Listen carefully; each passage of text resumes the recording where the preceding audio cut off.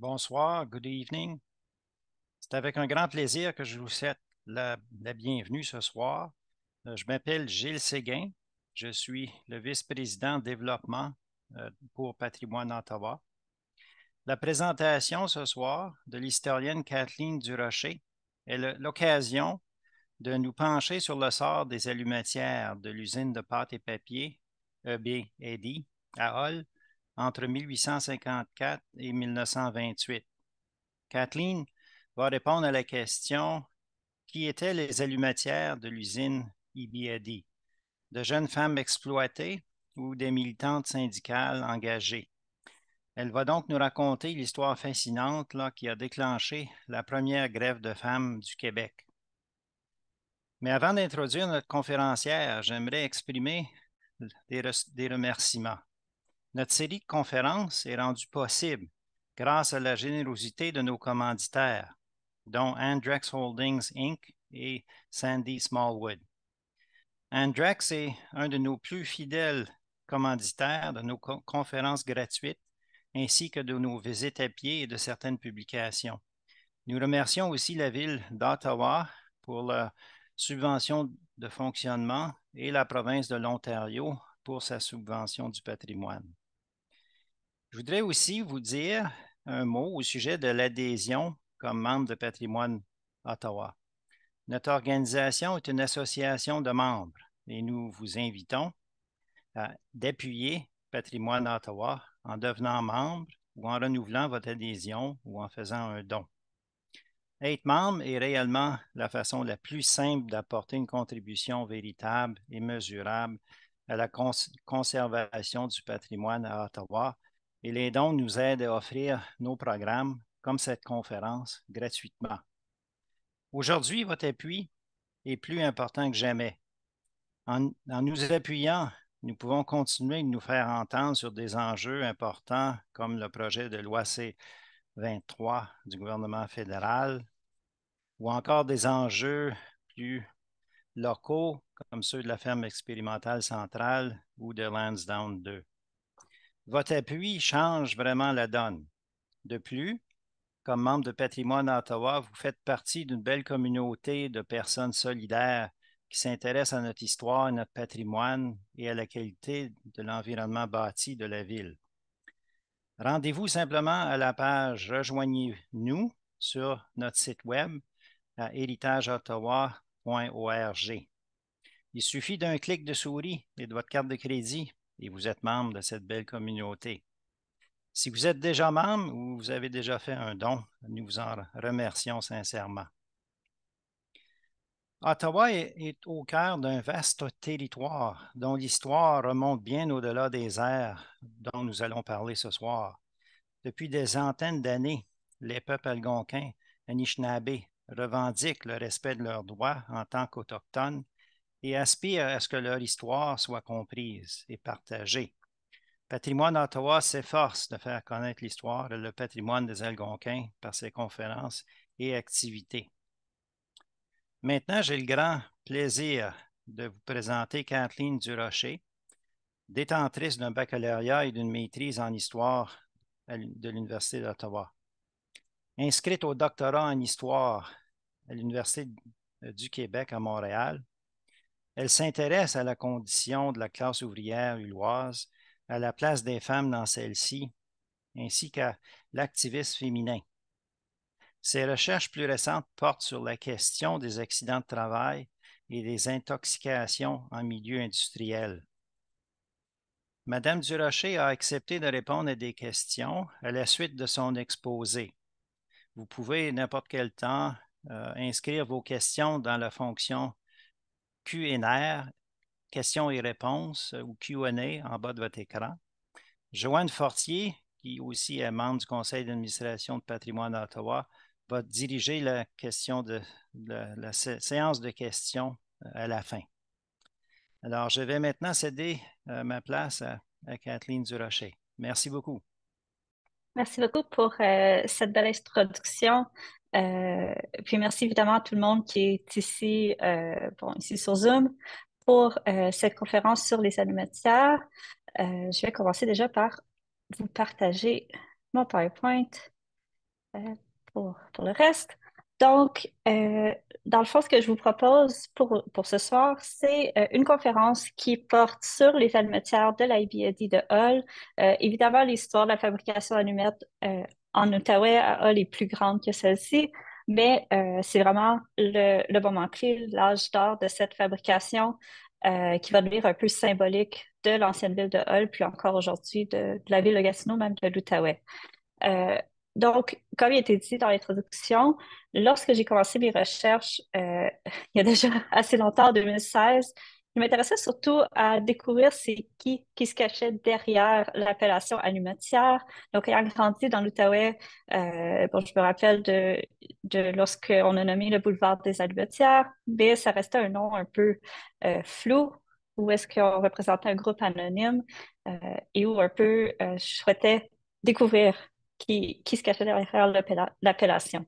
Évidemment, ça voulait dire découvrir leurs conditions de vie, leurs conditions de travail, un travail qui est dangereux, on va le voir durant la présentation.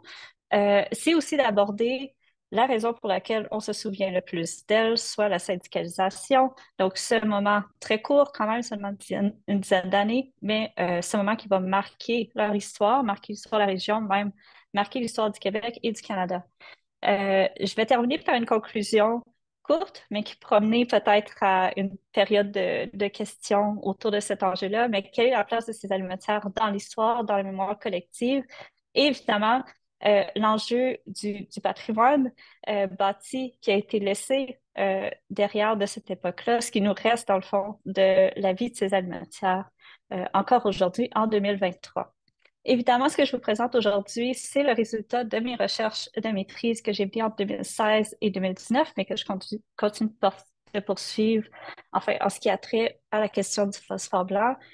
Pour ceux qui vont être intéressés par cette présentation et qui vont vouloir en apprendre plus, vous pouvez en avoir davantage dans le livre que j'ai publié l'année dernière au Presse Université d'Ottawa, qui s'intitule Pour sortir les matières de l'ombre.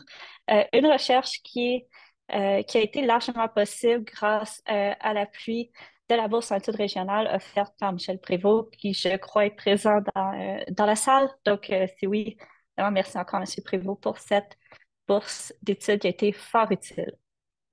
Donc, la fabrication d'allumettes à Hull, plus largement en Outaouais, c'est un aspect fondamental du début de l'industrialisation.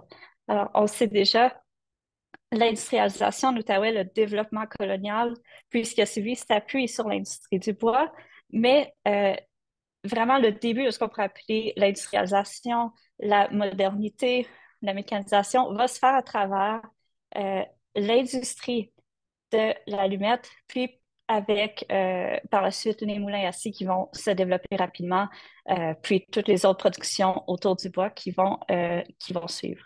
La fabrication d'allumettes a une valeur économique, évidemment, parce qu'elle est au cœur de cette industrialisation, du développement économique euh, du petit village de Hull qui va devenir cité, mais aussi une valeur symbolique, puisque la ville va se trouver rapidement surnommée la capitale des allumettes canadiennes.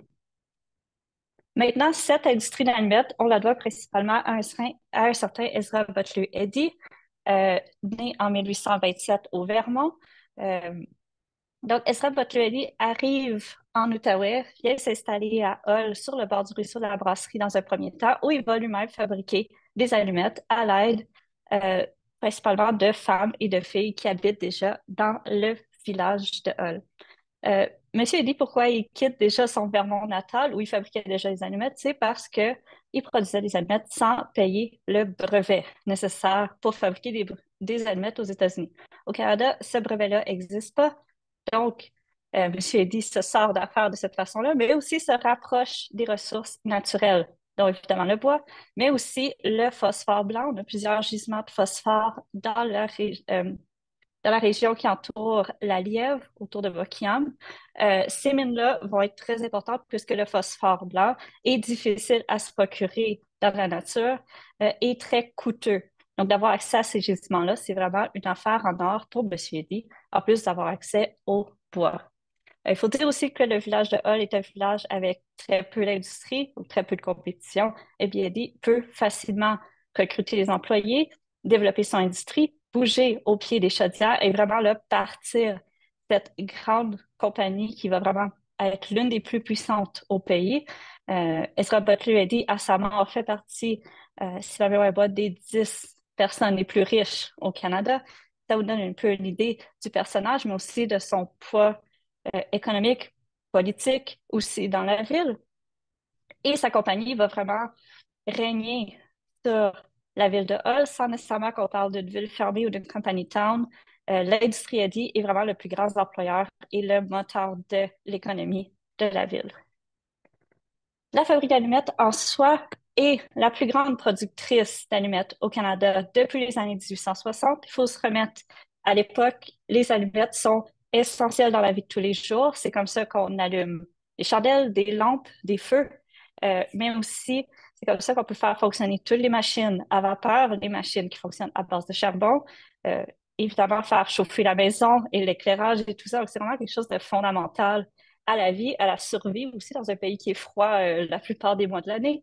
Euh, et on compte à peu près en moyenne un usage de 10 à 15 allumettes par Canadien. Donc, ça vous donne l'idée à quel point les allumettes sont essentielles.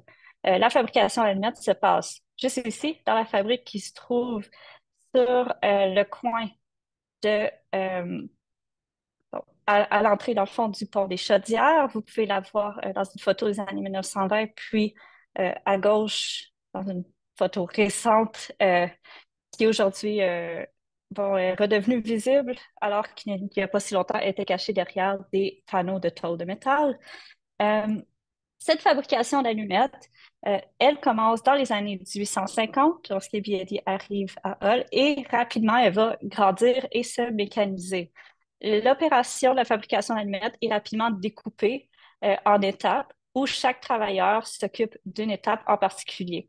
Donc, on n'a pas vraiment des travailleurs artisans qui feraient toute l'allumette, on a vraiment des travailleurs qui s'occupent d'une seule opération euh, dans cette chaîne de production. Donc, la première opération, c'est évidemment couper les morceaux de bois pour créer cette allumette qui, à l'époque, était quand même assez longue, plus que celle qu'on connaît aujourd'hui. On traitait le bois. Par la suite, on produit cette mixture chimique qui se trouve au bout de l'allumette, la partie inflammable, qui va être mélangée dans des grandes chaudières. Euh, Puis, on va mettre les allumettes sur des grandes bobines qu'on peut voir un peu ici, tremper les allumettes dans cette mixture chimique et on va les faire sécher dans des grands entrepôts hermétiques. Maintenant, les allumettes, une fois secs, vont être transportées dans une autre grande salle où là, on va s'affairer à mettre les allumettes dans des boîtes. Puis ensuite, évidemment, envoyer les boîtes pour être livrées chez les commerçants. Euh, Déjà, si je reviens à ma photo précédente, on peut voir une distinction assez importante. Déjà, la présence de machines présente dans ce cas-ci et qui est absente ici, mais aussi la main-d'œuvre. Donc ici, vous pouvez voir par les photos, on ne trouve que des hommes et ici, on ne trouve que des femmes. Bon, on les voit pas, mais il peut aussi avoir des enfants qui se cachent à travers ces groupes de femmes. La production d'allumettes est strictement divisée entre les hommes et les femmes. C'est pas rien d'exceptionnel pour l'époque victorienne. C'est vu comme la bonne chose à faire d'un point de vue moral, déjà.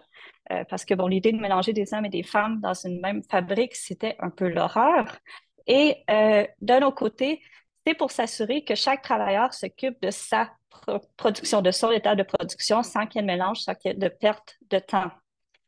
Comme vous pouvez voir dans le plan d'incendie qui se trouve juste ici, on a des espaces qui sont très visiblement délimités. Et dans cette grande salle, c'est où est-ce qu'on met les allumettes dans les boîtes. C'est là où est-ce que nos allumetières travaillent. Donc, on pourrait penser que les allumetières font toute la production, mais en fait, elles s'occupent uniquement de la mise en boîte.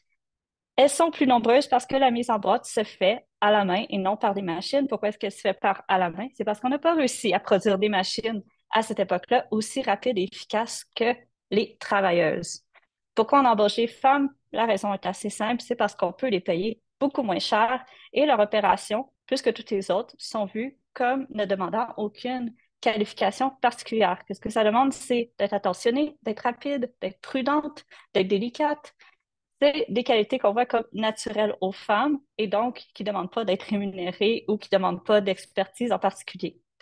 Euh, Dans le cas des travailleuses, vraiment, on va délimiter leur place dans l'usine à cette pièce, cette grande pièce, Elles vont même avoir leur propre porte pour rentrer différents des hommes pour vraiment limiter le plus possible le contact entre les travailleurs et les travailleuses. Le travail se fait de jour à la fabrique, mais il se fait aussi de nuit à la maison. La fabrication à la maison, qu'est-ce que c'est? C'est la fabrication des boîtes d'allumettes qu'on peut voir dans l'illustration ici. Donc, les boîtes où les allumettes sont empaquetées, des boîtes qui seront dans un premier temps en bois, puis ensuite en carton, demandent pas d'être produites de façon très complexe. Dans le fond, on a déjà la boîte découpée, il faut seulement la coller pour former la boîte.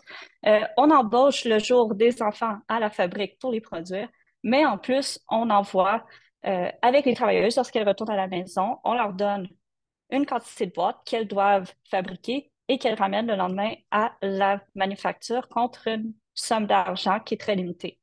Ce que ça veut dire aussi, c'est que ça permet au reste de la famille de contribuer à cette production-là. Le reste de la famille, on peut inclure les personnes âgées, les grands-parents qui pourraient rester avec l'alimentaire, mais aussi les très jeunes enfants. C'est une façon de contourner aussi les lois qui empêchent les enfants de travailler. Ça amène aussi les travailleuses à non seulement exécuter leur travail durant de longues journées à la fabrique, mais aussi de longues heures le soir venu. Euh, donc, maintenant, on a un peu une meilleure idée de qu'est-ce qu'elles font, ces alimentaires, qu'est-ce qu'est leur emploi, donc qui elles sont. Cette question initiale que j'avais mentionnée comme étant l'objectif principal de ma recherche. Déjà, lorsqu'on parle d'alimentaire, on part un peu avec deux mythes, du moins dans la région. Euh, Celui de la grande militante syndicale, puisqu'on se rappelle d'elle pour la grève, mais aussi celui de la petite fille aux allumettes. Ce mythe-là est très présent, oui, à Hull, encore aujourd'hui, mais à l'époque aussi, dans le reste du Canada, aussi bien français qu'anglais, mais aussi en Europe, qui se base dans le conte pour enfants de la petite fille allumette de Christian Andersen, euh, un conte d'origine danoise, mais qui va vraiment se diffuser à travers l'Europe, un conte très moralisateur sur cette pauvre petite fille qui doit gagner ses sous. Et cette image-là va vraiment coller à celle qu'on va appeler les faiseuses d'allumettes. Pourtant, la petite marchande d'allumettes, si vous vous rappelez, elle fait que vendre les allumettes, ce n'est pas une allumetière, mais on a tout de même cette image-là qui va rester. Maintenant, lorsqu'on regarde, le seul endroit où on peut vraiment trouver les allumetières, soit les recensements, donc ces questionnaires qu'on passe aux 10 ans à l'époque, on trouve un certain nombre d'allumetières. Malheureusement, on n'en trouve pas beaucoup parce que le travail des femmes et surtout des filles était caché à l'époque. Mais avec le petit échantillon qui était possible de trouver, soit environ 300 travailleuses, on est capable de déterminer qu'il s'agit en fait d'un groupe assez homogène. Donc, la vaste majorité d'entre elles sont canadiennes-françaises. C'est assez normal. La vaste majorité de la population à Hull est canadienne-française à l'époque. On a quelques Irlandaises, mais elles sont très rares. Au niveau de la religion, ben, elles sont toutes catholiques, aussi bien les Canadiennes françaises que les Irlandaises. Leur statut matrimonial, ce qui est particulièrement intéressant en ce cas-ci, c'est bon, est-ce qu'elles sont mariées? Est-ce qu'elles sont célibataires? Est-ce qu'elles sont veuves? Eh bien, sans surprise, pour la vaste majorité, elles sont célibataires. Elles habitent chez leurs parents. Quelques-unes sont logeuses, mais la vaste majorité habitent dans le foyer familial. On a quelques veuves, surtout les travailleuses plus âgées, qui vont retourner au travail maintenant leur mari décédé ou invalide ou devenu invalide à cause de leur travail. On a aussi un cas de femmes séparées, mais évidemment, c'est quelque chose de très rare jusque dans les années 20-30, même par la suite, lorsque la fabrique n'existera plus. Puis, finalement, la question de la langue. Donc, j'ai dit la vaste majorité sont canadiennes-françaises, mais il faut dire que, rendu en 1911 et en 1921, donc 2 années de recensement, la majorité d'entre elles, en fait, bon, ont comme langue maternelle le français, mais comprennent également l'anglais. Donc, déjà, on a une spécificité ici. Qu'est-ce qui peut expliquer ce bilinguisme à un certain point? Possiblement une éducation qui est un peu plus longue que leur prédécesseur, mais aussi le fait que, contrairement aux animatières, les surintendants, les patrons, sont eux anglo-protestants, anglophones, et ça permet donc aux travailleurs d'être capables de parler avec sur papier de pouvoir parler avec ces anglophones. On peut aussi penser que c'est peut-être une spécificité de la région d'Ottawa vu la proximité avec Ottawa. Euh, Maintenant, j'ai parlé de jeunes travailleuses célibataires qui habitent chez leurs parents. Déjà, jeunes travailleuses, j'ai oublié de préciser quel âge je veux dire par jeune travailleuse. Eh bien, on parle normalement de travailleuses entre 15 et 17 ans, donc de jeunes adolescentes. Euh, on a quelques cas d'exception de travailleuses qui sont plus jeunes que 15 ans, donc 14, même 13 ans. 13 ans étant illégal, mais on les retrouve malgré tout dans les recensements. On a des travailleuses qui sont dans le début de la vingtaine, mais commencent à être plus rares. Et là, lorsqu'on parle des travailleuses qui ont 30, 40, 50 ans, et bien là, c'est des cas assez exceptionnels. On en a tout de même. C'est souvent celles qu'on va appeler les vieilles filles, donc des femmes qui sont euh, passées l'âge moyen du mariage, qui est 25 ans à l'époque, et qui sont toujours célibataires, sans enfants, qui habitent des fois dans le foyer familial, qui sont des fois logeuses. Ces travailleuses-là, dont le meilleur exemple est Donald Charon, dont je vais reparler plus longuement dans quelques instants, ont un poste très particulier dans l'usine. Elles sont pour la plupart des contremaîtresses. Qu'est-ce qu'une contremaîtresse? C'est, dans le fond, l'équivalent d'un contremaître, mais c'est celles qui réussissent à faire le pont entre les surintendants et les allumetières, donc les autres travailleuses. Euh, on ne laissait pas vraiment les travailleuses aller discuter avec les surintendants déjà parce que c'était mal vu de voir des jeunes filles aller parler à des travailleurs, encore plus des travailleurs plus âgés.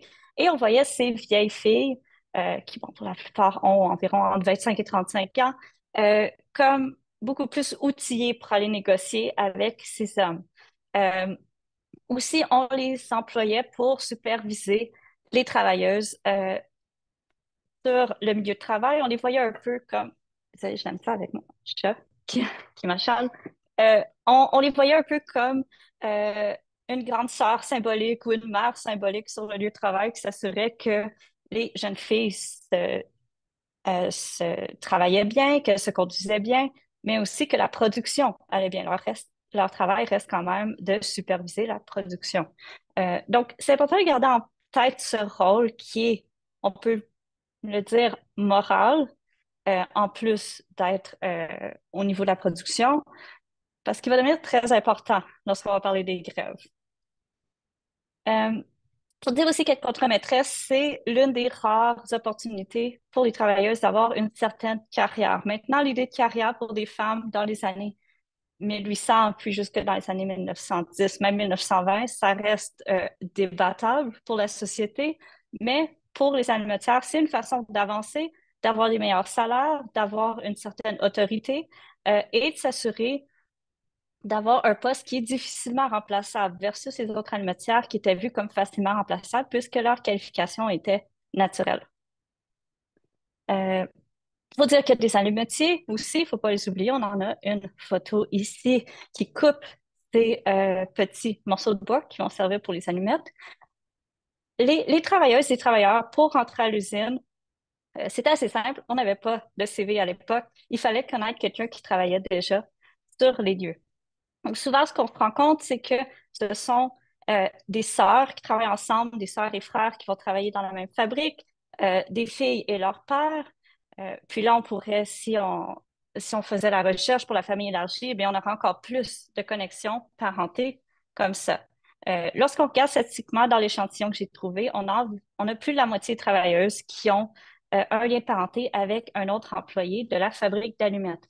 Donc, ça nous donne une idée un peu de la dynamique qui peut régner également, de la solidarité familiale qui existe, de la solidarité de quartier aussi, je vais y revenir dans quelques instants, mais aussi pour les alimentaires, il faut penser que de travailler avec leur grande sœur, de travailler à la même place que leur père, des fois c'était vu d'une bonne façon, on pouvait les surveiller dans le sens de s'assurer qu'il n'y a personne qui les embête, qu'elles font bien leur travail, qu'on n'essaie pas de les exploiter, mais de l'autre côté, ça faisait de la surveillance indésirable où on voulait des fois aller travailler à l'usine pour s'échapper de la maison et puis on se retrouvait à l'usine, encore une fois, surveillé par sa famille. Aussi, il faut dire que c'est sur le lieu de travail que que les almetières vont trouver pour la plupart leur mari, qu'elles vont épouser et par la suite quitter le travail pour aller fonder leur famille. Même si elles ne travaillent pas dans les mêmes pièces, même si elles sortent par deux portes différentes, les hommes et les femmes se retrouvent sur le pont des Chaudières, dans la rue Eddy, dans les quartiers. Donc, évidemment, se côtoient de cette façon-là. Maintenant, la question des quartiers. Donc, la vaste majorité des allumetières habitent environ dans les mêmes coins de la ville, sur l'île de Hull, dans les quartiers ouvriers, principalement dans ce qu'on voit ici, le quartier 3, Q3, où on retrouve vraiment la vaste majorité des alimentaires. On en a plusieurs qui sont voisines, directes ou en fait une ou deux portes. Donc, ces travailleuses-là se côtoient sur les lieux de travail, mais aussi dans leur quotidien à la maison, qui rajoute un peu à cette idée de liens forts qui sont tissés sur les lieux de travail. Déjà, pour vous donner une idée à quoi ça ressemblait, le de Hall avec toutes ces maisons, vous pouvez voir, bon, l'illustration est floue, mais on voit ici toutes les petites maisons collées une sur l'autre. C'est dans ces maisons que les allumettières résident. C'est dans ce quartier-là où elles font leur vie et c'est à partir de ce quartier-là qu'elles quittent pour se rendre à la fabrique d'allumettes et où elles côtoient toutes ces autres allumetières et allumetiers. Dans les conditions de vie, dans ce qu'on va appeler les maisons allumettes, ces petites maisons qui sont distinctives, non seulement de l'île de Hull, mais de plusieurs autres petits cœurs industriels en Outaouais, eh bien, ce sont des maisons ouvrières dans les quartiers ouvriers. Les conditions sont difficiles. Les allumetières euh, sont toutes, à aucune exception, des membres de la classe ouvrière. Euh, Leurs salaires sont bas. Le salaire de leurs frères, de leurs pères sont également souvent très bas. Euh, mais malgré tout, ils réussissent à habiter dans ces logements qui vont commencer dans le cœur de l'île de Hull et qui vont s'élargir de plus en plus à travers le territoire. Bon, des maisons qui sont faites en bois, des maisons qui sont pour la plupart très rapprochées l'une de l'autre, des maisons qui sont faites pour être confortables pour environ 4 à 5 personnes, mais dans les faits, on a beaucoup plus de gens qui résident à l'intérieur. Lorsqu'on regarde les recensements, on se rend compte assez rapidement que les familles d'almetières souvent comptent 6, 7, 8 personnes. Ça peut être des familles élargies, donc avec les grands-parents, avec une tante, avec un oncle qui habite avec eux. On peut avoir des logeurs, des logeuses qui se rajoutent. On a certaines maisons qui comptent jusqu'à 11, 12 personnes. Donc, la proximité des gens à l'intérieur de ces maisons-là est très élevée également. Donc, leurs conditions de vie sont difficiles. Euh, Leur travail est également difficile et dangereux. Euh, c'est pas exceptionnel au travail d'allumette. La révolution industrielle est vue comme une catastrophe pour la condition de vie de la classe ouvrière, du fait non seulement que leur prospérité diminue, mais aussi les accidents de travail augmentent considérablement, surtout avec la mécanisation. Pour les allumetières, il y a des accidents physiques qui se produisent dans le sens que, bon, certaines vont subir des brûlures, d'autres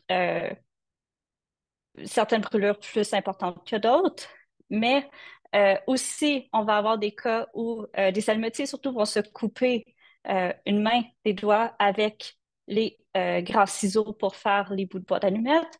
On a aussi le danger qui vient avec les ascenseurs qui montent et qui descendent les boîtes. On a le cas, par exemple, d'un jeune enfant de 14 ans qui va être écrasé par ce genre d'ascenseur et qui malheureusement ne survivra pas à l'accident. Mais de façon générale, les accidents qui affectent les allumetières sont vus comme mineurs et non couverts par ce qui va venir la loi des accidents du travail de 1909. Les accidents mineurs sont les accidents qui ne mènent pas à une perte de capacité à travailler. Donc, des brûlures, l'incommodation à cause de la fumée, euh, c'est pas vu comme des accidents de travail, c'est juste vu comme euh, un quelque chose qui vient naturellement avec le travail, un danger, oui, mais un danger qui est normal et qui est gérable. C'est un danger, c'est un travail qui est dangereux, qui est rapide. Donc, on a une mécanisation qui s'opère à la fabrique d'allumettes, mais comme je vous le rappelle, la mise en boîte se fait uniquement à la main. Donc, les travailleurs doivent accélérer leur travail au fur et à mesure que les machines deviennent plus performantes. Euh, pour dire, les allumetières, vraiment, ce qu'elles font, c'est qu'elles prennent un paquet d'allumettes, le mettent dans une boîte, déposent la boîte, passent au prochain et elles font ça toute la journée. Elles font ça toute la journée pendant combien d'heures? Environ 10 à 12 heures. Donc, très bonne partie de la journée, presque la moitié. Et c'est un travail qui est mal payé. Déjà, qui est payé à la pièce. Donc, on leur donne un montant, tout dépendant le nombre de boîtes qu'elles produisent. Mais aussi, un travail qui est juste de façon générale mal payé. Souvent, ils sont payés moins de la moitié du salaire des hommes, qui est vu comme normal à l'époque. Encore une fois, parce que leur capacité à travailler vue comme naturelle, donc ne justifie pas d'être bien payé. Il faut dire que ce salaire-là, malgré tout, permet la survie familiale. On n'envoie pas les jeunes filles travailler à l'usine pour le plaisir de la chose. On les envoie parce qu'on a besoin de leur salaire, du revenu de leur travail pour survivre. Et dans certaines familles, notamment les familles menées par des veuves, donc où finalement, le père est décédé, le travail d'alimentaire représente un montant substantiel dans la survie familiale. On a quelques cas d'allumettières qui vivent avec leur mère veuve et dont leur salaire est le seul salaire de la famille. Donc, ce qui veut dire qu'on a des familles qui survivent un peu mieux, même si elles sont toutes de la même classe, donc où le père travaille, a un bon salaire, peut-être le frère aîné travaille aussi, a un bon salaire, et le salaire d'alimentaire est un salaire qu'on pourrait appeler d'appoint pour permettre de mieux survivre. Et dans d'autres familles, vraiment, le salaire alimentaire est fondamental. On peut penser aussi à ces familles où deux, trois, même quatre filles, quatre sœurs travaillent en même temps à la fabrique d'allumettes. Le salaire est vraiment fondamental à la survie familiale. Donc, une chose à garder également en tête, un peu pour défaire ce mythe-là de toutes les familles à l'époque ont un père pourvoyeur, puis le travail d'une jeune fille, c'était vraiment juste un salaire supplémentaire, même qui n'était pas nécessaire. Dans le cas des allumettières, pour la vaste majorité des familles, leur salaire est vraiment substantiel pour la survie familiale. Maintenant, j'ai parlé de danger au travail avec les coupures, les brûlures, l'incommodation par la fumée. Le danger le plus important et définitivement le plus sérieux est l'intoxication au phosphore blanc, soit sous forme d'empoisonnement, qu'on va appeler le phosphorisme, ou sous forme de nécrose phosphorée. Ce que vous voyez présentement, ce sont les résultats de la nécrose phosphorée, donc l'inhalation du phosphore blanc qui va s'infiltrer par des petites ouvertures dans la gencive, par les caries et qui va venir attaquer l'os de la mâchoire. Je ne vais pas aller dans les détails, dans les symptômes. Si jamais ça vous intéresse, je vous invite à poser une question là-dessus. Mais c'est une maladie qui est vue comme très grave, qui défigure largement les travailleuses et les travailleurs et qui est considérée comme l'une des pires maladies de l'époque victorienne. Puis bon, si on se remet à l'époque victorienne, des maladies, il y en a beaucoup, des maladies graves qui défigurent, il n'y en manque pas. Des intoxications au travail, il y en a plus qu'en masse, mais à travers tout ça, l'intoxication au phosphore blanc est vraiment vue comme l'une des plus sérieuses, l'une des plus graves. On la connaît depuis les années 1840 et elle fait des ravages chez la main-d'œuvre. Le problème, c'est que les cas graves de nécrose sont rares, les cas très visibles. Donc, c'est un peu facile de pousser sous le tapis ces cas de nécrose et continuer la production sans que l'État intervienne. Maintenant, si je ne me trompe pas, la prochaine diapo, on a une illustration d'une travailleuse avec la nécrose. Donc, juste pour vous prévenir, c'est pas une très belle maladie, mais c'est des photos de l'époque, donc elles ne sont pas trop graphiques. Ah, on les voit. Donc, comme vous pouvez voir, sous la mâchoire, on a ces fissures qui vont se créer à cause du phosphore, à cause du désagrégement de la mâchoire, mais aussi de la peau autour de la mâchoire. Donc, une maladie qui est très visible, qui est difficile à cacher, contrairement à d'autres intoxications de l'époque, et qui est opérable depuis les années 1860, mais malgré l'opération, les gens restent largement déformés, comme vous pouvez voir sur les illustrations ici présentes.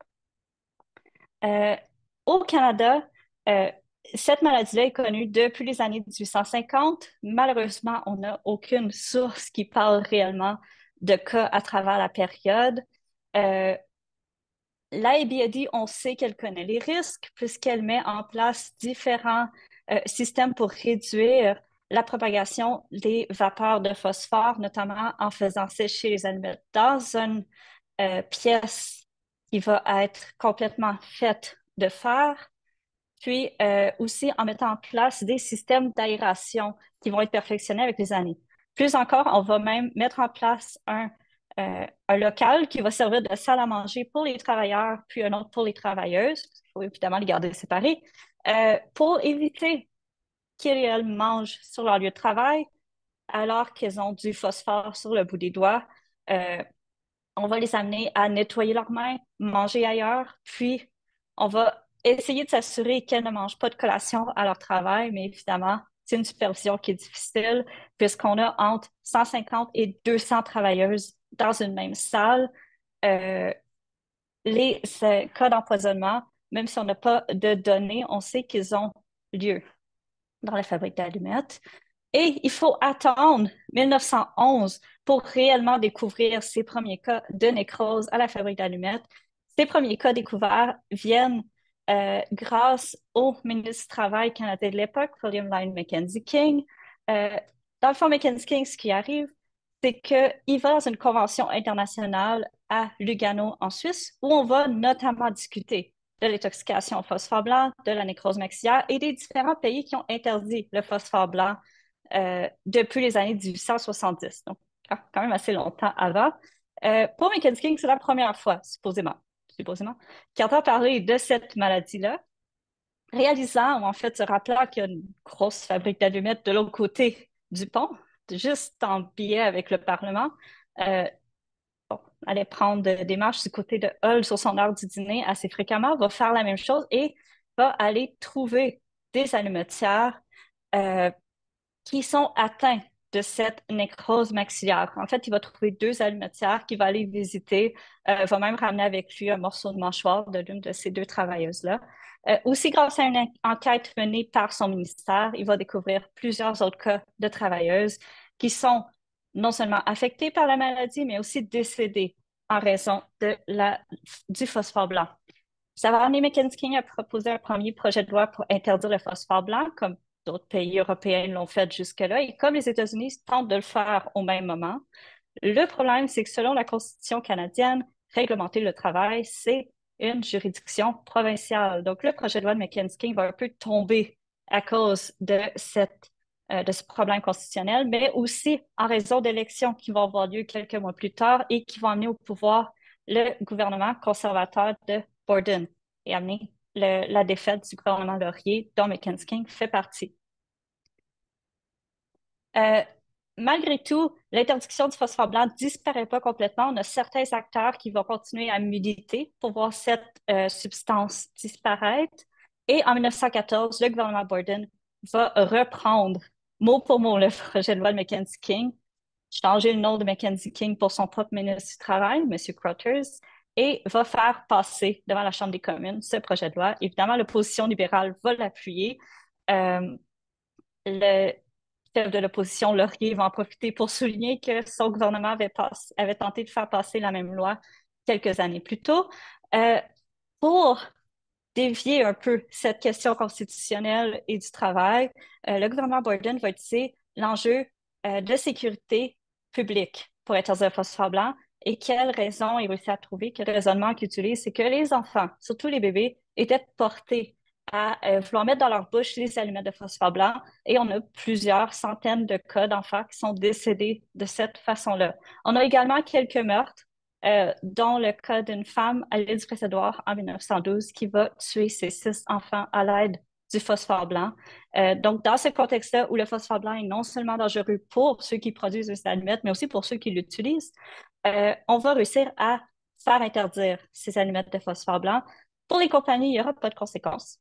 Ils vont seulement changer leur production. La ABAD, ça fait déjà quelques années qu'elle produit des allumettes de phosphore rouge, qui est l'alternative sécuritaire, qui est encore ce qu'on utilise aujourd'hui. Et ils vont en profiter pour faire des publicités en soulignant que ces allumettes sont sécuritaires, qu'elle a arrêté d'utiliser du phosphore blanc bien avant que le gouvernement l'interdise, ce qui est faux, mais bon, à l'époque, les publicités pouvaient se permettre d'embellir un peu la réalité. Et on peut voir, par exemple, ici, cette belle publicité où on a cet enfant qui va vers des allumettes et où on dit, on peut le croire à la femme au foyer, à la ménagère qui lit le journal, qu'elle n'a pas à avoir peur si ça l'arrive, puisque les allumettes sont non toxiques. Maintenant, je vais aborder ce dernier pan de l'histoire des allumetières, soit la syndicalisation, dernier pan du fait que ça représente un peu l'élément central des dernières années d'existence de la ABAD, de 1918 à 1928. Déjà, il faut dire que les allumetières, même avant leur syndicalisation, ont déjà mené une grève. En novembre 1883, désolé, donc quand même plusieurs décennies avant leur syndicalisation, les ouvrières vont arrêter le travail et demander notamment de meilleurs salaires. Euh, il faut penser, ces travailleuses-là sont non syndiquées, il faut vraiment juste arrêter le travail, arrêter la production et elles sortent. Elles ne seront pas prises au sérieux. Ce sont principalement des jeunes adolescentes, on va un peu rire d'elles, même dans les journaux, prendre un ton très condescendant. Et évidemment, leur tentative de voir leur salaire s'améliorer va échouer. Elles vont devoir retourner au travail euh, sous la menace d'être tout simplement renvoyées et remplacées par d'autres femmes. Il faut dire que 1883, on a une petite crise économique qui se passe en Outaouais et qui rend l'opportunité d'avoir du travail plus difficile. Donc, les almétiens vont retourner sans victoire.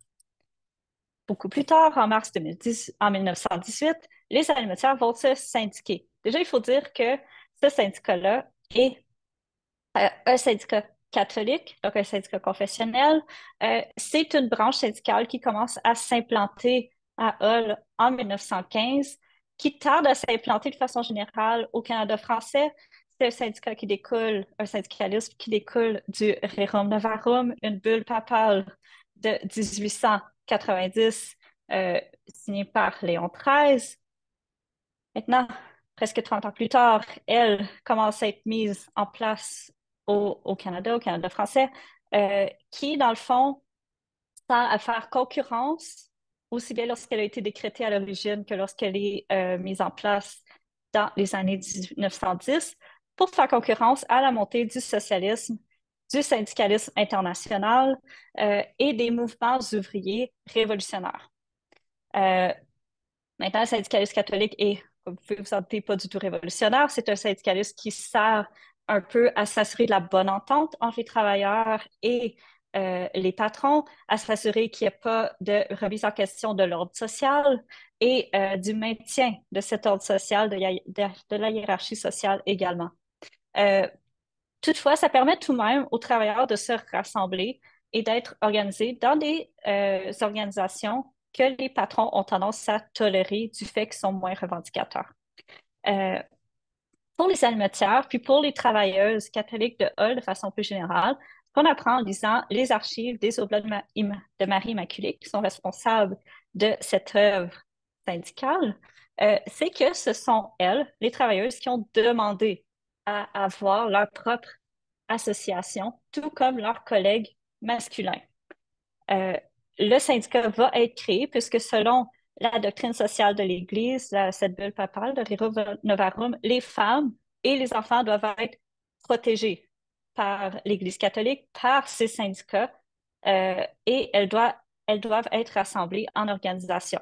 Donc, l'idée de créer un syndicat féminin, c'est pas du tout contradictoire avec la doctrine sociale de l'Église, ça cadre parfaitement dedans. Donc, face à cette demande de la part des travailleuses, les Oblats de Marie Immaculée et l'Association ouvrière catholique masculine de Hull vont créer cette organisation demandée par les travailleuses. Rapidement, l'organisation va rassembler beaucoup de membres. On a de 300 à 400 personnes qui s'y joignent.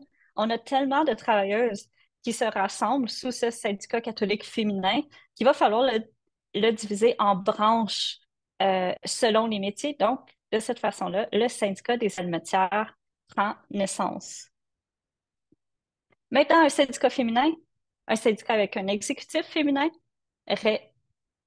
euh, chapeauté par une association ouvrière catholique féminine qui a son propre exécutif féminin, mais qui est aussi chapeautée par l'Association ouvrière catholique de Hull avec son exécutif masculin, puis les Oblats de Marie Immaculée. Donc, comme vous pouvez le voir par le graphique qui n'est pas très beau, mais qui est quand même, je pense, assez clair, c'est qu'on a un syndicat féminin, on a une association féminine, mais qui doit toujours répondre à ces deux ordres masculins, un laïque, un religieux. Donc, lors de leur prise de décision, il faut toujours garder en tête que ces décisions-là sont approuvées par des hommes par la suite, ce qui amène notamment l'Association ouvrière catholique féminine à s'opposer au droit de vote des femmes en 1922. Donc, une association de femmes, une association qui lutte pour les travailleuses, mais qui ne prend pas nécessairement on pourrait dire la posture féministe de l'époque. Parce que, encore, elle cadre sous cette égide de l'Église catholique qui, évidemment, s'oppose notamment au droit de vote des femmes.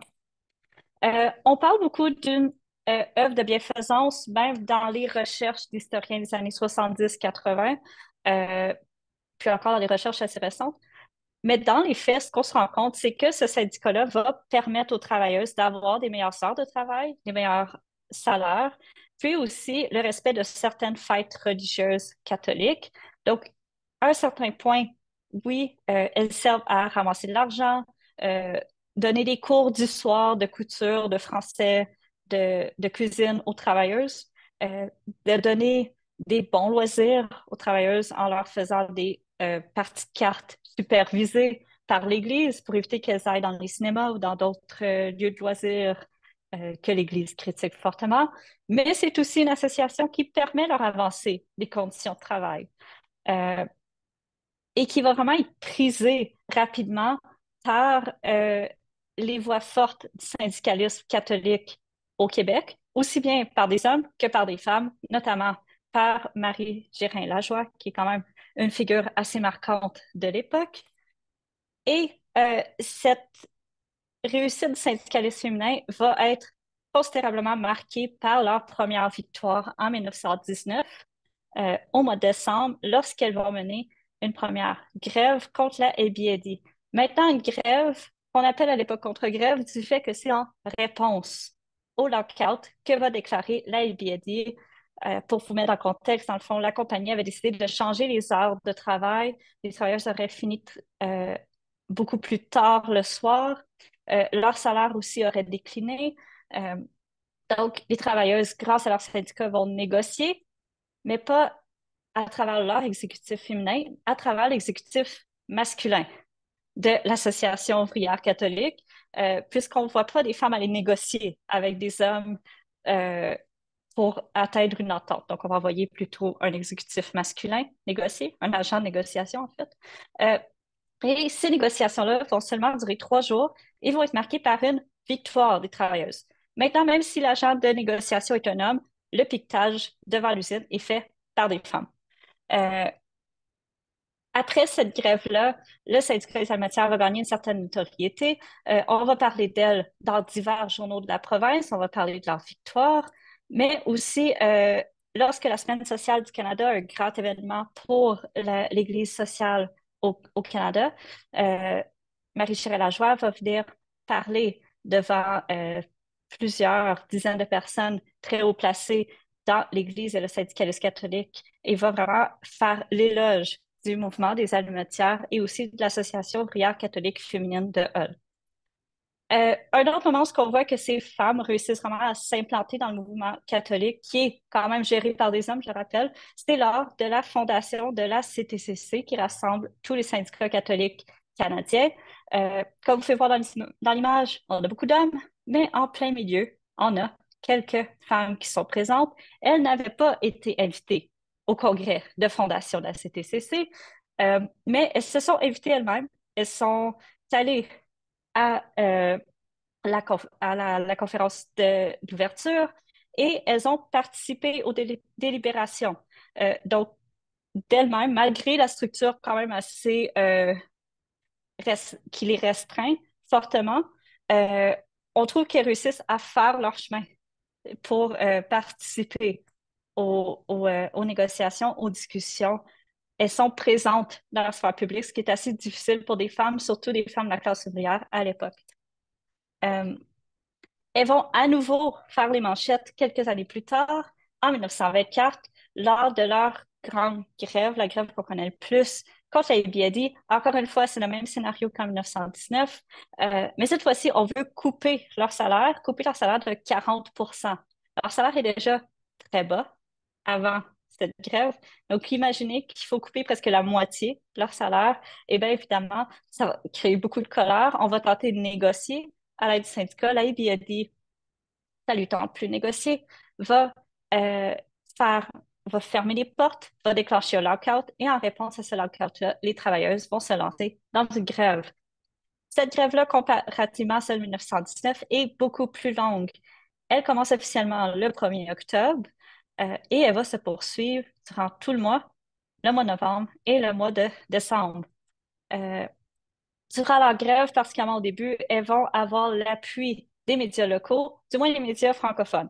Maintenant, le Ottawa Citizen va plutôt se ranger du côté patronal et va décrier le comportement des travailleuses sur la ligne de piquetage qui auraient lancé des injures, mais aussi des objets à des surintendants et des briseurs, des briseuses de grève. Euh, du côté des journaux francophones comme Le Droit, on va vraiment appuyer les travailleuses dans cette lutte. À chaque jour, on va publier des éditoriaux, des articles, même des publicités pour annoncer les levées de fonds pour soutenir les travailleuses dans leur lutte. Parce que là, il faut penser, on coupe leur salaire. En plus, là, on le coupe complètement lorsqu'elles sont en grève. Les familles qui sont dépendantes de ce salaire-là ne peuvent plus survivre. Les commerçants qui sont dépendants de ces familles qui achètent on peine à survivre. Donc, on a vraiment une économie locale qui est brisée à cause de cette grève-là. Euh, les commerçants vont être très sympathiques à la grève. On va avoir plusieurs levées de fonds, plusieurs dons qui vont être faits. On va avoir aussi des dons donnés par des syndicats à travers le Québec. Donc, ce n'est pas une grève qui se limite de cette façon-là à l'Outaouais, à la ville de Hull plutôt. Et c'est à ce moment-là où ce que Donald de Charon, qui est porte-parole pour les almetières, va vraiment laisser sa marque. Donc, elle est contre-maîtresse, c'est une vieille fille, comme on les appelait à l'époque, et elle va elle-même participer aux négociations avec le patronat. Donc, c'est différent d'en 1919 où on avait seulement des hommes qui négociaient pour les travailleuses. Cette fois-ci, on a une travailleuse qui va être présente. On va également avoir la présidente de l'Association catholique féminine, Georgina Cabana. Donc, on a deux femmes qui sont présentes lors des négociations et qui vont être appuyées par, encore une fois, l'Association ouvrière catholique, donc des hommes, puis aussi les Oblats de Marie Immaculée. Euh, c'est une grève qui va durer très longtemps. On va avoir une entente qui va être signée le 22 novembre, mais comme vous vous rappelez, j'ai dit que la grève se poursuivait en décembre. L'entente ne va pas être tenue. L'entente se concentre principalement sur un enjeu qui n'était pas présent au début, qui est le maintien en poste des contremaîtresses. Dans le syndicat catholique des alimentaires, les contremaîtresses forment l'exécutif du syndicat. Elles sont aussi très actives, très militantes, euh, comme Donald de Charon, par exemple. Et pour couper un peu l'élan au syndicat catholique, on va vouloir les mettre à la porte. On sait également qu'elles ont un poids important euh, chez les travailleuses. Donc, les mettre à la porte, c'est vraiment vu comme un acte drastique. Et comme vous vous rappellerez peut-être, ces contre-maîtresses-là sont responsables de préserver la morale sur le lieu de travail. Donc, les enlever pour la population générale, pour les parents qui envoient leurs jeunes filles travailler à l'usine, c'est vu vraiment comme un acte infâme qui va vraiment amener ce support populaire qui va le renforcer. Euh, lorsque la, l'entente est signée, on va approuver que les contremaîtresses restent en poste, mais la compagnie, une fois le travail repris, va décider de les mettre à la porte à nouveau, va renvoyer quelques travailleuses également qui se sont faites plus vocales durant la grève. Et une deuxième phase de la grève s'entame, la lutte reprend, le travail arrête et ça se poursuit jusqu'en décembre. À la fin décembre, malheureusement pour les alimentaires, les caisses du syndicat sont vides, l'appui populaire commence à décliner, une fatigue s'installe face à leur combat et la grève va se terminer en échec. La plupart des travailleuses vont retourner à leur poste, les autres vont être mises à pied et c'est non seulement la grève qui se termine en échec, mais c'est aussi l'effort syndical qui va vraiment frapper un mur. Aussi bien les syndicats des alimentaires que les syndicats féminins catholiques, que les syndicats masculins catholiques vont perdre beaucoup de leurs effectifs, vont, dans le fond, être seulement composés de leur exécutif à un certain point.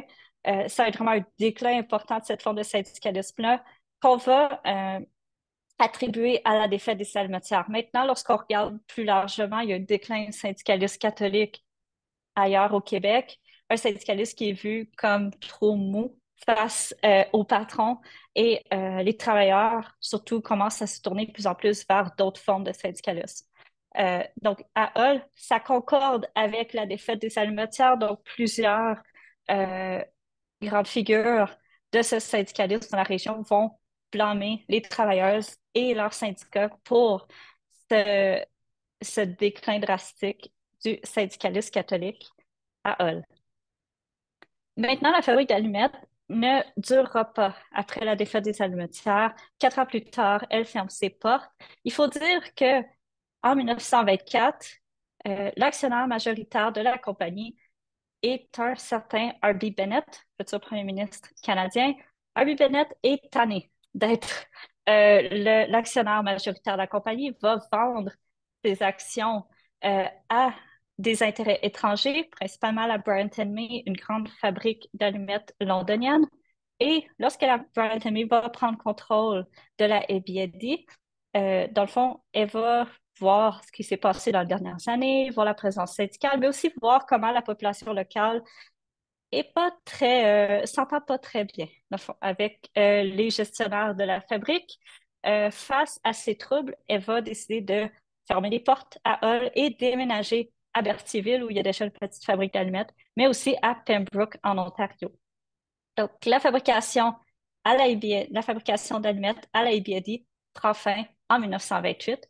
Les travailleuses vont retrouver du travail euh, pas très longtemps plus tard, puisqu'une autre fabrique d'allumettes va être fondée par des anciens allumetiers de la ABD, la Canada Match.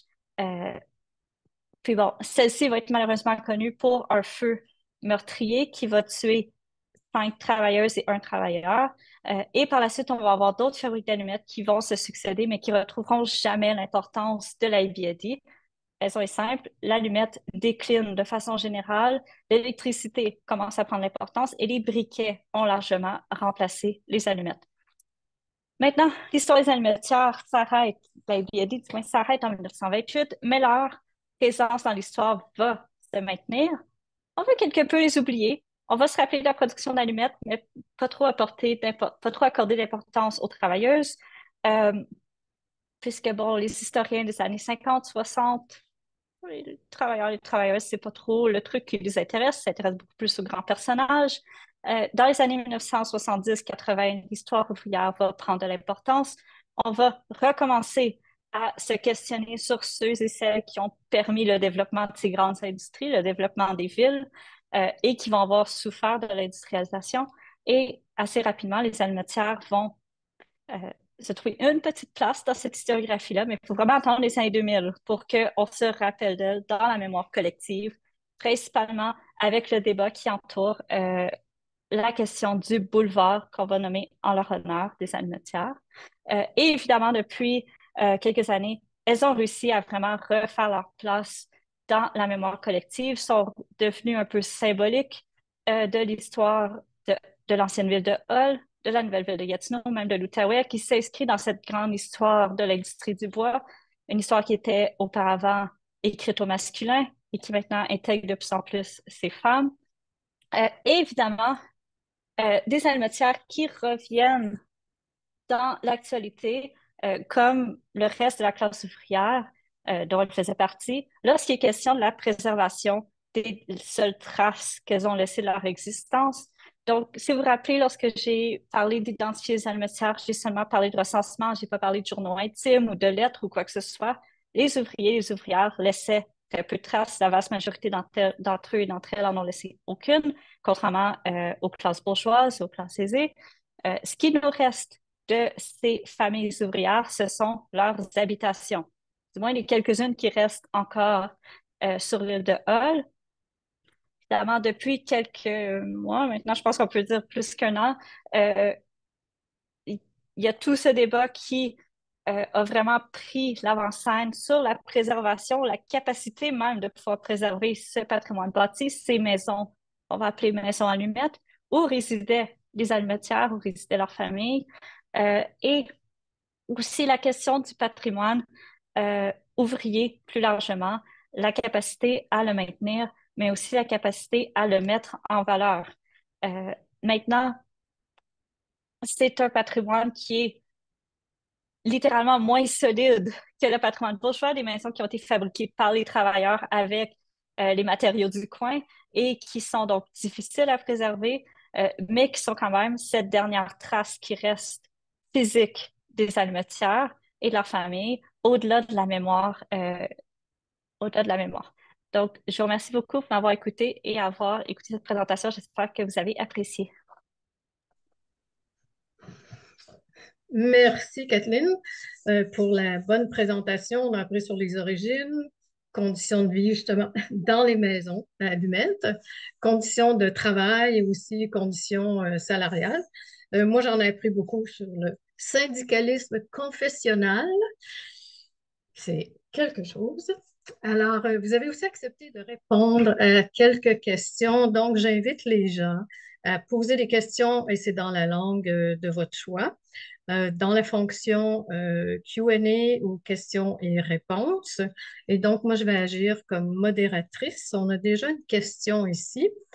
Vous avez mentionné les Oblats, mais aucune mention des sœurs de la charité ou des sœurs grises. Est-ce qu'elles avaient un rôle à jouer auprès des allumetières? Donc, pendant le syndicalisme est vraiment la responsabilité des Oblats de Marie Immaculée. Même si pourtant c'est une œuvre féminine, on aurait pu penser que les religieuses auraient pu être impliquées. Bon, on a quand même dans les journaux quelques moments où est-ce qu'elles vont contribuer au levée de fonds, où est-ce qu'elles vont contribuer aux activités, où ces allumetières, on organise souvent des journées récréatives, où ce qu'on invite les familles du quartier à participer pour, encore une fois, lever les fonds, mais aussi sensibiliser à l'œuvre syndicale.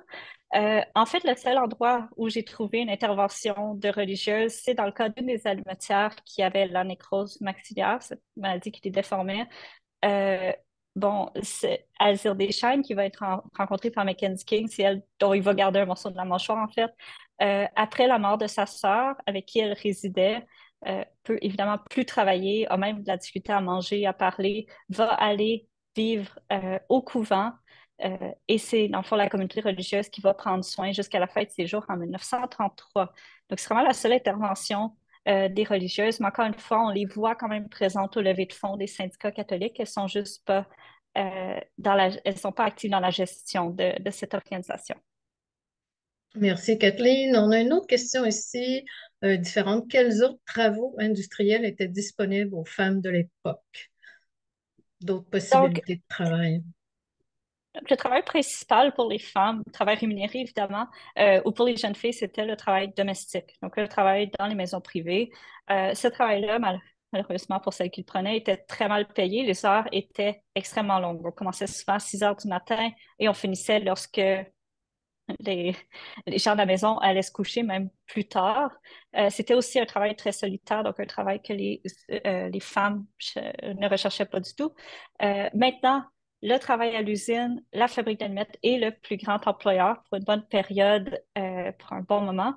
Euh, Par contre, on va avoir des petites usines de textiles qui vont commencer à apparaître à Hull et qui vont offrir une alternative pour ces femmes.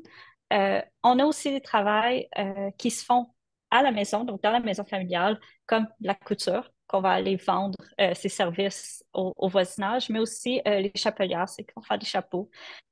Donc, on a quand même quelques petits emplois comme ça, mais vraiment à l'usine, la fabrication d'allumettes est le principal employeur jusqu'à temps que dans les années 1900, 1910, même 1920, là, on a des manufactures de textiles qui vont commencer à apparaître, puis d'autres petites manufactures aussi où est-ce qu'elles vont pouvoir trouver un emploi. Une autre question. Pourquoi avait-on toujours dit que Donalda Charon était la présidente des Allumettières alors que tu démontres très bien qu'elle était la porte-parole? Un rappel, la bibliothèque du plateau porte son nom. Pourrais-tu nous parler un petit peu plus d'elle? Oui, donc, euh, quand j'ai découvert la première fois qu'on parlait d'elle comme porte-parole, j'étais un peu confuse puisqu'on en avait toujours parlé comme étant la présidente du syndicat, non seulement en 1924, mais même en 1919. Mais en fouillant un peu plus, ce qu'on se rend compte, c'est que la présidente à l'époque du syndicat catholique, c'était une Ernestine Pitt, qui était une jeune travailleuse de 24 ans. Ce qu'on peut penser, c'est que lorsque la grève a éclaté, une jeune travailleuse de 24 ans, c'était pas vu comme sérieux, c'était pas vu comme quelqu'un qui avait été capable de négocier avec les patrons, de parler sur la place publique et être prise au sérieux, désolé. Donc, on va aller chercher Donalda Charon, qui est du moins de ce qu'on peut lire, qui était très respectée par les travailleuses, qui avait une présence qui était beaucoup plus marquée et qui, bon, était déjà dans la trentaine avancée, si je ne me trompe pas, donc qui était vue comme une personne plus sérieuse, euh, plus mature pour aller négocier. Donc, on va lui donner un peu ce titre de porte-parole. La confusion vient du fait que dans certains documents, on parle d'elle comme présidente. Mais souvent, ce sont des journaux qui ont probablement il y a une petite information qui a été erronée. Mais on voit vraiment que c'est Ernestine Pitre qui va être un peu mise de côté durant cette grève-là et Donald Charon va prendre la place. Et c'est pour ça qu'on va lui attribuer le rôle de porte-parole qui, dans les faits, fait exactement ce qu'une présidente aurait fait dans une autre situation. Aussi, on se rend compte qu'elle n'était pas là en 1919. Elle arrive plutôt vers 1922-23, la fabrique d'allumettes. Donc, elle réussit à faire sa place très rapidement aussi, puisqu'on voit qu'en 1924, elle est choisie comme porte-parole. Euh, et aussi, je ne l'ai pas mentionné, mais les allumetières en 1924, pour le fond, de longue grève, on les supporte, mais elles n'ont pas de place dans les journaux. On ne leur donne pas la parole, excepté Donald Charon, qui est vraiment la seule dont on va reprendre les propos dans les journaux. Donc, c'est la seule qui est vraiment présente. C'est la seule allumetière qui n'est pas anonyme, qui n'est pas silencieuse durant ce conflit-là lorsqu'on lit les journaux. Merci. Une autre question, est-ce qu'il y avait du travail de nuit? Vous avez abordé les heures de travail, tout ça, mais est-ce qu'il y avait du travail de nuit? Pour les armes, oui. Donc, il y avait certaines opérations, surtout les machinistes, pour s'assurer que tout est en ordre, travaillaient la nuit. Mais contrairement au moulin à scie, la fabrique d'allumettes arrêtait pour quelques heures quand même durant la nuit. Les femmes, c'était très mal vu de les faire travailler la nuit. Euh, et dans cette industrie-là, on va leur permettre quand même d'avoir ces quelques heures pour retourner à la maison. Mais évidemment, c'est pas la réalité dans toutes les industries. Mais pour la fabrique d'allumettes, du moins, les travailleuses étaient limitées à une journée de travail qui excluait le travail de nuit. OK. Au niveau du syndicat, malgré la disparition là, du syndicat, est-ce que il y a quand même eu un niveau d'influence à l'extérieur de la région du syndicat féminin qui avait été créé à Hull? Euh, le syndicat des allumetières, puis aussi l'association ouvrière féminine, donc qui rassemble notamment le syndicat des allumetières, va vraiment être utilisé comme exemple de succès du syndicalisme féminin. Il faut dire que même à l'intérieur du mouvement syndical catholique, il y a beaucoup de réticence à voir des femmes être incluses. On voit les femmes à l'époque comme étant beaucoup moins enclines à participer à un effort syndical, même vu comme plus souvent des briseuses de grève qu'autre chose.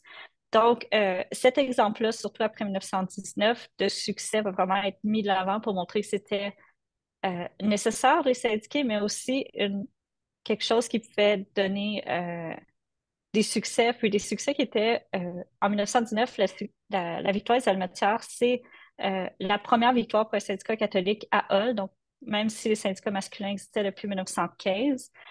Donc, c'est un peu aussi pour montrer que peut-être qu'elles sont en fait plus syndicalistes que les hommes qui vont se rassembler sous ce genre de syndicalisme-là.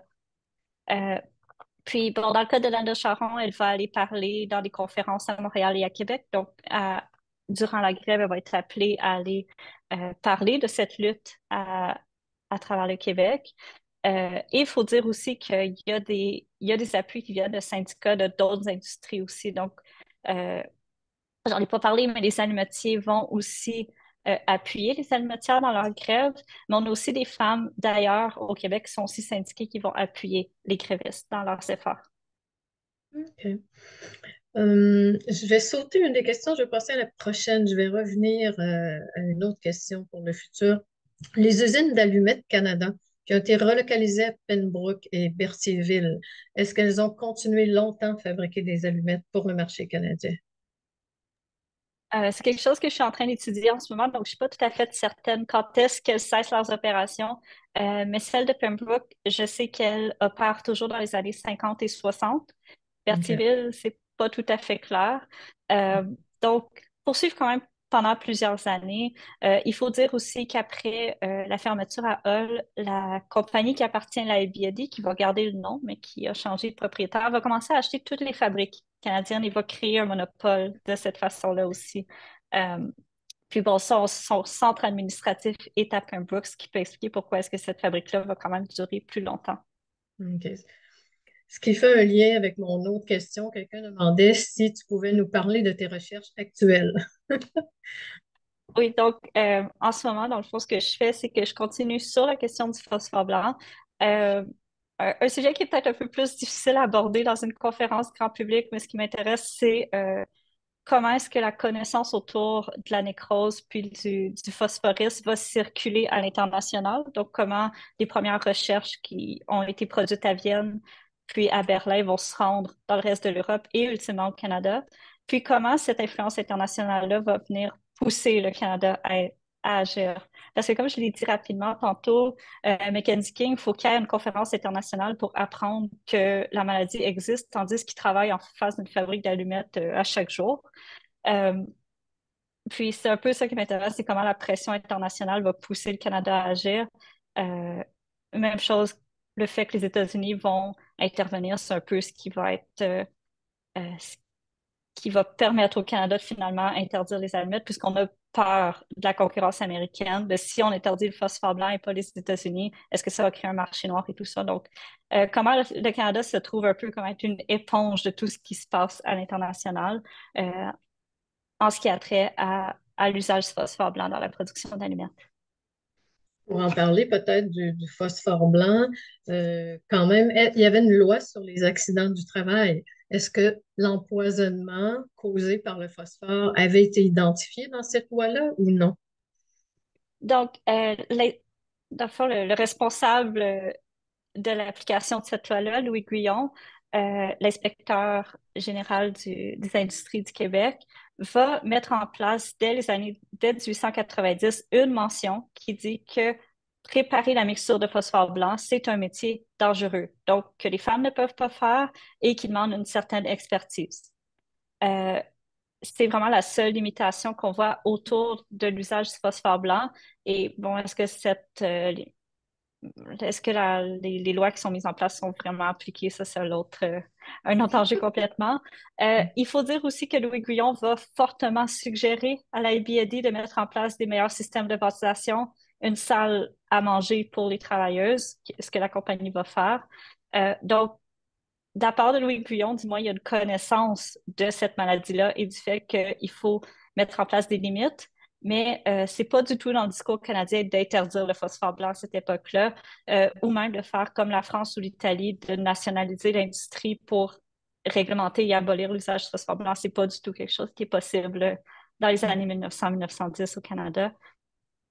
Et Louis Guillon va lui-même apprendre de cette maladie-là à cause d'une conférence internationale en France. Donc, encore une fois, de là un peu l'idée qu'on ne connaît pas du tout ce qui se passe au Canada, on ne sait pas du tout s'il y a des travailleuses ou des travailleurs qui ont cette maladie-là, mais on en entend parler ailleurs. Donc, on va juste s'assurer que ça ne se passe pas trop ici. OK. Est-ce que la compagnie ABAD avait des données sur l'état de santé des travailleurs et travailleuses? Est-ce qu'elle gardait des données? Et oui, on les a pas, malheureusement. Il n'y avait aucune obligation de le faire, tandis que si on regarde en Angleterre, les compagnies étaient obligées de le dire. À chaque fois qu'il y avait un cas de nécrose, mais au Canada, il n'y avait aucune loi comme ça qui obligeait la IBAD de le faire. OK. OK. Comme aujourd'hui, pour certaines maladies, tu dois quand même mentionner et enregistrer quelque part que, OK, il n'y avait pas euh, pas d'autres questions qui rentrent. Moi, j'en aurais peut-être une dernière. On parlait de ABAD comme moteur de l'économie. Est-ce que ABAD, comme moteur de l'économie, a contribué à la communauté, faisait bénéficier la communauté de ses profits? On voit un peu les enjeux, les travailleurs versus la compagnie, mais est-ce qu'en retour, la compagnie, elle, s'investissait dans la communauté? Ça, c'est une question de point de vue de qu'est-ce que c'est l'investissement dans la communauté. Dans le cas de la IBAD, je pense que la réponse est assez claire que non. Hmm. Déjà, la compagnie ne payait pas ses taxes, donc de contribuer pas au maintien des infrastructures de la ville, donnait beaucoup aux œuvres de bienfaisance protestantes d'Ottawa et pas aux œuvres de bienfaisance catholiques les deux côtés de la rive. Donc, il y avait vraiment cette scission-là entre les travailleurs canadiens-français et le patronat anglo-protestant. Et ça se reflétait un peu dans la volonté de la compagnie à contribuer à la ville. Il y a quelques dons qui sont faits, il y a quelques bâtiments qui sont construits. Ebiedi va être maire de la ville durant une dizaine d'années, mais encore une fois, on n'a pas vraiment le souci d'aller investir dans la communauté, investir socialement chez les travailleurs. On leur donne l'emploi et c'est ça qu'on perçoit comme étant le don à la communauté. OK, donc intéressant. Est-ce que la connaissance de l'anglais était essentielle pour négocier les contrats? Comme on parlait tantôt que les patrons, c'est des protestants anglophones. Est-ce que la connaissance de l'anglais était donc essentielle pour négocier les contrats? Probablement pas pour les travailleuses, puisqu'elles négociaient avec les contremaîtresses OK. qui étaient toutes francophones. Par contre, ça peut toujours être un atout du fait que certaines travailleuses, comme j'ai dit, qui étaient irlandaises d'origine, donc que leur langue était l'anglais, mais c'était pas vraiment vu comme quelque chose d'essentiel pour les travailleuses, puisqu'en principe, elles n'avaient pas besoin de parler à d'autres gens que leurs collègues de travail et la contremaîtresse. Mhm. Euh, Par contre, pour devenir contremaîtresse, là, il fallait parler l'anglais. Donc, ça peut devenir essentiel pour celles peut-être qui souhaitaient rester sur le milieu du travail et devenir contremaîtresse. Mais il faut dire quand même qu'à l'époque, c'était pas ça que les travailleuses envisageaient comme futur. C'était de quitter le travail, de se marier, d'avoir des enfants, pour la vaste majorité du moins. Mais dans le contexte peut-être du syndicalisme, est-ce que les présidents, les porte-paroles qui négociaient avec les gens de la compagnie, est-ce que c'était essentiel de parler anglais à ce moment-là? Oh, oui, absolument. Je pense pas qu'il y OK. ait beaucoup de gestionnaires, de patrons de la compagnie qui Qui était bilingue. comprenaient le français ou qui cherchaient même à essayer de le comprendre. Donc, oui, OK. de ce côté-là, c'était vraiment essentiel de comprendre l'anglais et de le parler. Alors, si on n'a pas d'autres questions, on va conclure là-dessus. Mais si vous avez d'autres questions suite à la présentation, vous pouvez toujours les envoyer à Patrimoine Ottawa par courriel et on les transmettra à ce moment-là à Kathleen. Alors donc, je tiens à remercier Kathleen pour son exposé sur les allumatières, une partie peut-être mal connue de notre patrimoine régional, mais ta recherche nous aura quand même permis d'en apprendre davantage sur ces femmes définitivement d'une autre époque. Je voulais aussi prendre l'occasion pour informer tout le monde de notre prochaine conférence qui sera aussi en ligne et qui sera de saison. Elle sera présentée le 13 décembre par Andrew James et ça va porter sur le train du Père Noël du magasin Freeman.